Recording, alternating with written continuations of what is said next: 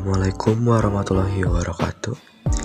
Jadi di video kali ini kita akan membahas tentang revolusi Tiongkok.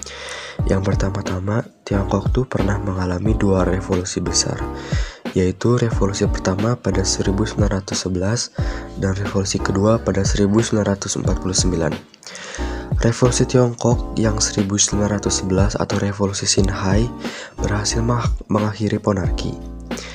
Revolusi kedua atau revolusi komunis Tiongkok inilah yang mengubah Tiongkok dalam konteks berbudaya sekaligus berkarakter sosial politik hingga dikenal sebagai momen perang pembebasan.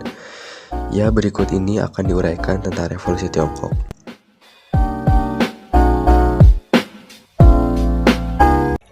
Latar belakang revolusi Tiongkok.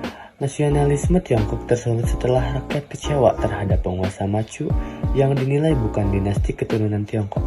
Kebencian itu semakin memuncak setelah bangsa Inggris mengunguli pasukan kaisar dalam Perang Candu tahun 1842. Kaisar dinilai lemah dan bertanggung jawab atas penderitaan rakyat Tiongkok akibat penjajahan bangsa Eropa, Amerika Serikat, dan Jepang. Akhirnya revolusi pun pecah. Kaisar Manchu tahun 1911 digulingkan oleh rakyatnya sendiri dan Tiongkok menjadi republik. Sebab-sebab timbulnya nasionalisme Tiongkok sebagai berikut.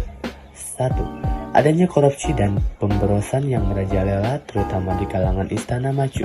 2. Kekalahan Tiongkok dalam perang Tiongkok-Jepang 1. 3. Lenyapnya kepercayaan rakyat Tiongkok terhadap dinasti Manchu. Dinasti Manchu yang pernah membawa kekayaan Tiongkok kemudian menjadi pudar setelah kedua kaisar besar Kangxi dan Qianlong meninggal. 4. Munculnya kaum intelektual Tiongkok. Mereka telah mengenal paham-paham barat seperti liberalisme, nasionalisme, dan demokrasi. Dari kaum intelektual ini kemudian muncul cita-cita untuk menggulingkan pemerintah Manchu. 5. Pemerintahan Manchu dianggap kolot dan telah bobrok.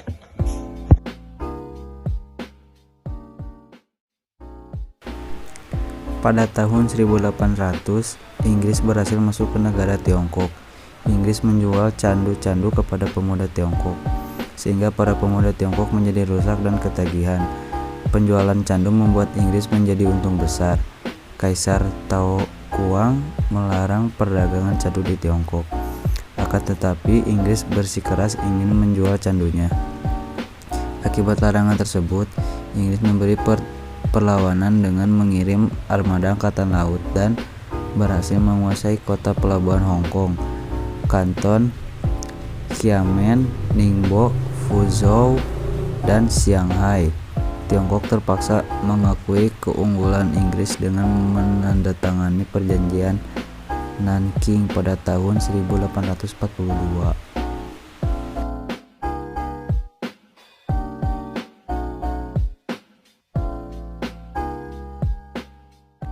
Ternyata perang antara Tiongkok dan Inggris tidak berhenti sampai di situ. Pada tahun 1856 sampai 1860 terjadi perang candu II antara dinasti Qing dengan Inggris, Amerika Serikat, dan Prancis.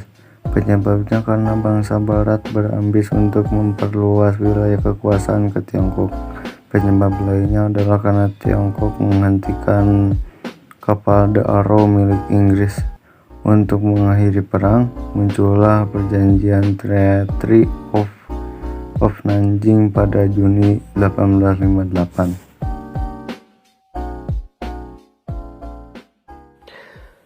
Pada tanggal 1 Januari 1912, Dr. Sun Yat-sen diangkat sebagai presiden dan Republik Tiongkok dianggap mulai berdiri pada tanggal tersebut. Sun Yat-sen mengundurkan diri dan mendirikan Partai Kuomintang lalu digantikan oleh Yuan Shikai pada 12 Februari 1912. Masa pemerintahan Yuan Shikai tak berlangsung lama karena tahun 1916 ia meninggal dunia. Terima kasih.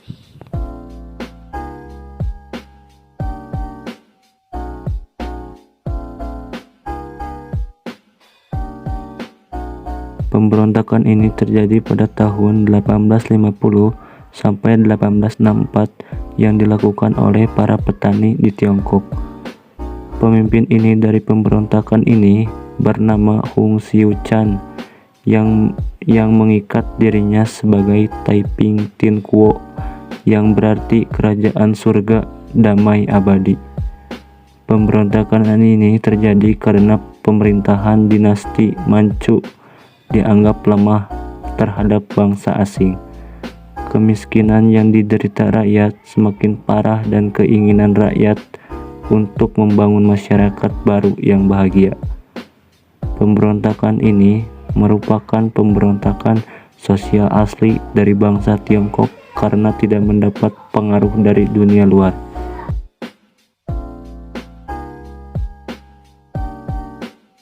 Revolusi Tiongkok yang dimenangkan oleh kaum komunis pimpinan Mao Zedong berdampak pada meluasnya paham komunisme, Maoisme.